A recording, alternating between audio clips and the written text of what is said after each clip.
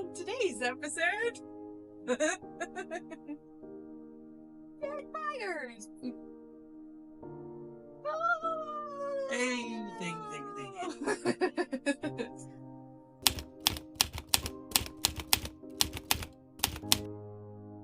What is one thing you're most proud of from the past 11 years? Being able to maintain sober living, not just sobriety. Sober living is practicing a program. It's not just being absent of a drink. Like integrating it into your everyday life. Exactly. That's the only way that we can get where we are today.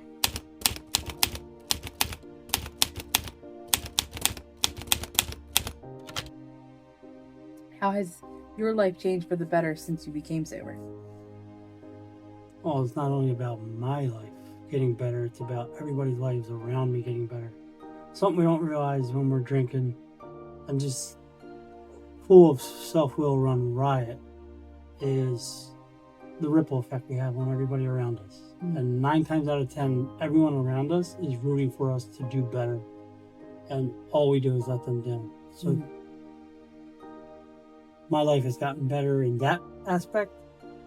And you could talk for 2 hours on the difference in being an active alcoholic and being a recovering alcoholic. Right.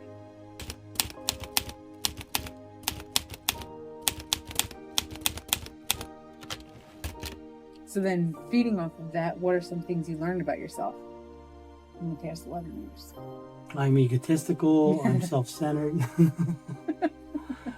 Honestly, there's a lot of things. I don't think that I ever truly knew myself drinking. I don't think that I ever knew who I wanted to be or what I wanted to be. Mm-hmm. I learned that I do naturally have a good heart. Like, I'm not manipulating people just to get what I want anymore. Mm-hmm. I'm just doing nice things to do nice things. I'm just helping to help. That's something I learned about myself. I learned that I am lovable. I do deserve a smoking hot wife.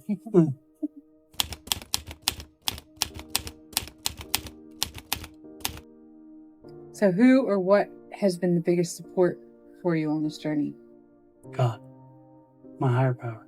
100%. Alcoholics Anonymous right behind that. My family behind that.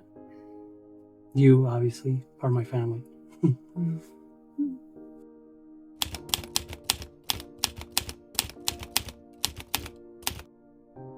Is there a moment or experience that really helped you see how far you've come? Like, is there something that jumps at you like, holy moly, 11 years? Honestly, I don't really know.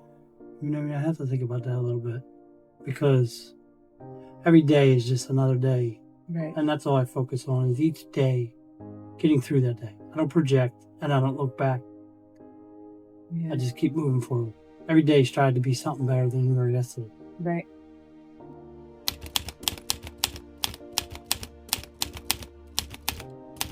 How do you stay motivated when things are tough? Poorly. That it gets greater later. Attitude of gratitude keeps you on the right latitude. Perspective is everything. Half full, half empty. I don't know. There's days I don't stay motivated, but every day for the last 11 years, whether motivated or not, I have not drank. Yeah. And that is the biggest thing. As long as you don't drink, you have a chance to do something better tomorrow. The second we pick up a drink, the clock starts over. And I want beautiful things in my life. Mm-hmm. So that's a huge motivator. People talk about materialistic things don't matter. In my opinion, they do. Right. I work hard for everything I have. Nothing I have is stolen. Nothing I have is borrowed. Like, all that is what I did drinking. I didn't own a damn thing. Probably even my pants were borrowed. Right. So that's a big motivator, going back to the last thing. Like, it's right. I like things. Yeah. And the way I get things is staying sober. In our promises, it talks about things will always materialize if we work for them. So it's one of the promises. Yeah. So it is important that we show that promise comes true.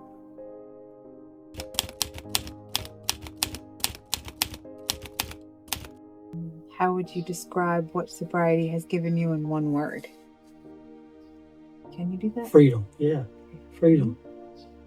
It was from the bondage of drugs and alcohol to freedom. Yeah. You know what I mean? Like, Mm-hmm.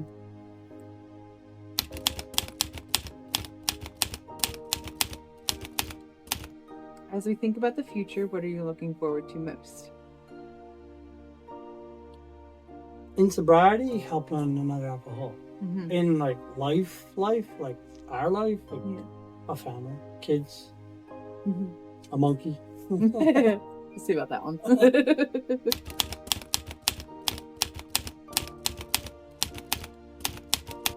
What's something new you want to work on or explore in the next phase of your journey?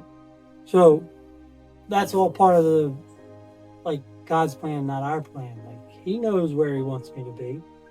He also knows the path that I need to go through to get there. Like Right. I know where I want to be, Yeah. and I know what path I want to take, Mm-hmm. but I have no idea. Like God's path and plan are completely different, and they're always going to be for the benefit of me. Mm-hmm. You know what I mean? Like my Father loves me. My Father treats me like a son. Right. You want good things for your children.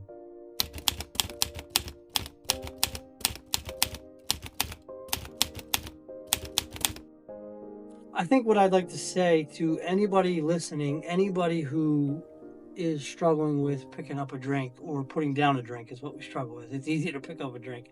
So anybody who's struggling with alcoholism, Mm-hmm. anything is possible if it's what you want. And by what you want, I mean to thine own self be true. You have to want it. It takes work, but it is astronomically worth it.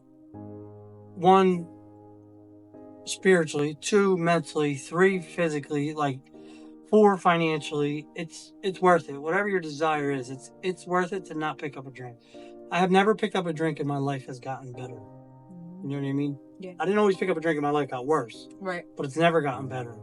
And for anybody who thinks they can't do it, 10 years ago, I was getting released from prison. You know? Like, but before that, I've heard it before, and it was a really good line. Before that, I was at the gates of hell, shaking hands with the devil. That's a good one.